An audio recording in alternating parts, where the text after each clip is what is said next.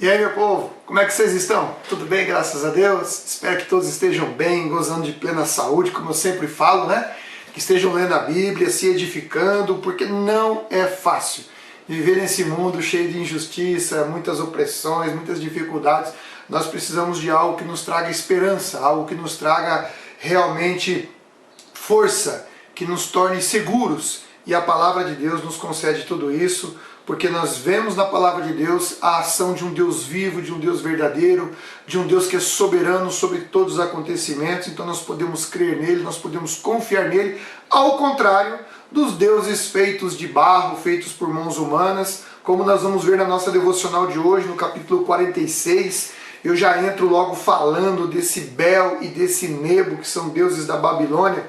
E o Nebo aqui é filho do Bel, e o Nebo seria um deus protetor dos escribas, babilônicos, né? Uma divindade que protegia os escribas da Babilônia. E aí, quando a Babilônia fosse exilada, esses deuses, né, pseudo-deuses, deuses com desenho bem pequenininho, eles seriam transportados em carros de boi e seriam rejeitados pelos babilônicos, né? Então é isso aí, o Deus de barro, o Deus feito por mãos humanas não gera confiança nem credibilidade, porque ele não pode falar, ele não pode agir e ele não sabe o que vai acontecer lá no futuro. E para nós que temos um Deus vivo e verdadeiro, um Deus que é onisciente, onipresente, onipotente, um Deus que é absoluto, um Deus que tem presciência de todas as coisas, ele pode, como acontece aqui, 150 anos de acontecer algo, através do profeta Isaías, ele já prevê tudo o que ia acontecer. E agora que eu quero ir no verso 3 aqui, que ele fala assim, vocês que restam em Israel. Aqui está se referindo ao remanescente que não foi destruído lá em Jerusalém, em 586, quando os babilônicos entraram e destruíram tudo lá, né? E aqui ainda fala que o Senhor, que é o Criador de toda a humanidade, ele se preocupa com o seu povo e o carrega, em contraste com os ídolos da Babilônia que precisavam ser carregados. É essa a referência que está fazendo aqui no verso 3 do capítulo 46. Ainda eu quero comentar com você a respeito do capítulo 8 ao 13, né? Porque muitos exilados aqui pelo texto, a gente percebe que muitos exilados, eles perderam o ânimo e não acreditaram nas predições, nas profecias que Deus estava fazendo, de que Deus os resgataria. Então o Senhor desafia eles a crer, desafia a incredulidade deles. É isso que o Senhor está dizendo aqui. E no verso 10 é interessante, porque aqui mostra a presciência de Deus, porque Deus conhece todo o futuro, ele é absoluto, e todos os acontecimentos da história correspondem à sua palavra. Tudo aquilo que Deus disse que vai acontecer, certamente acontecerá.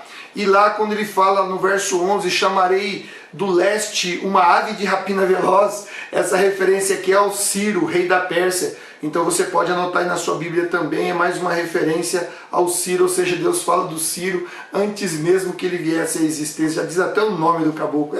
Deus é demais, Deus é demais. Bom, lá no capítulo 47, do verso 1 ao 4, é uma zombaria contra a Babilônia, que era a rainha das nações, e ela foi humilhada no exílio, porque agora ela seria obrigada a trabalhar como serva, e não mais como rainha. É o que acontece, todo arrogante, todo prepotente, uma hora cai do cavalo. Tá? Então a melhor coisa é ser humilde na presença de Deus, andar na retidão de Deus, e aí você será exaltado e não será humilhado. Até porque a humilhação segundo o mundo é um benefício para nós, cristãos, né? Porque Pedro ainda fala que se nós somos humilhados e perseguidos, porque nós estamos fazendo o certo, nós temos galardão no céu, temos promessas de Deus para a nossa vida. O duro é você ser perseguido porque fez errado. Aí tá lascado mesmo, tem que aguentar, baixar a cabeça e ainda se envergonhar e pedir perdão. Bom, lá no 47, ainda do 5 ao 11, fala da autoconfiança, da autoconfiança e da arrogância da Babilônia, que era muito famosa naquela época.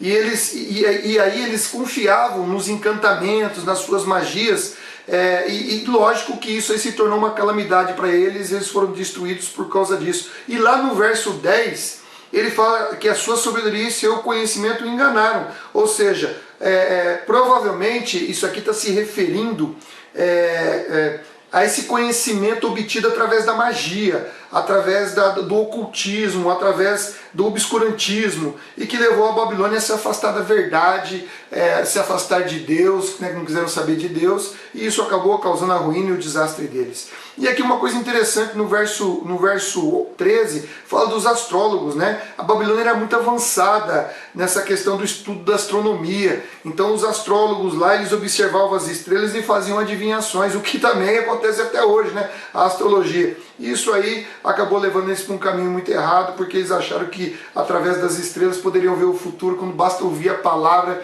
que você tem o futuro nas tuas mãos. Não é verdade? No capítulo 48, no verso 1 e 2, revela aqui um Israel religioso que não tem compromisso com Deus, não tem compromisso nenhum com Deus. O 6 e o 7 fala a respeito da queda da Babilônia e o retorno do exílio do povo de Israel. E lá no verso 10, como eu já disse uma vez, Deus usou o exílio para purificar Israel. E no verso 11, o exílio de Israel levantou dúvidas entre as nações a respeito do caráter de Deus. Por isso que ele fala assim, não permitirei que o meu nome seja manchado. Por quê? Porque o povo achava que Deus que não foi competente para proteger Israel, e não a verdade, que Israel estava no pecado, e no pecado ele foi levado à desgraça. Então Deus usa esse texto aqui para dizer que ele não vai permitir que o seu nome seja manchado, porque Israel só foi exilado porque pecou. Porque se tivesse se arrependido e voltado para Deus, Deus teria concedido livramento e vitória para eles, como Deus sempre fez a todos que se arrependeram e se voltaram para Deus. E lá no verso 16, ele diz que eu lhes disse claramente, ou seja, embora as promessas de Deus nem sempre constam data e nem o tempo em que vai acontecer, mas certamente elas são claras, são concisas e são absolutas. Não é verdade? E lá no verso 22, ele fala assim, mas para os perversos não há paz, diz o Senhor. Ou seja, ele dá continuidade à divisão nítida entre justos e perversos. A paz é associada ao reino de Deus, e o reino de Deus são aqueles que procuram a justiça de Deus, viver segundo o conselho de Deus. Infelizmente, as pessoas que rejeitam isso, elas não têm paz. Paz não é a ausência de guerra. Paz é você ter confiança da vitória mesmo em meio à guerra, à batalha e à dificuldade. Beleza?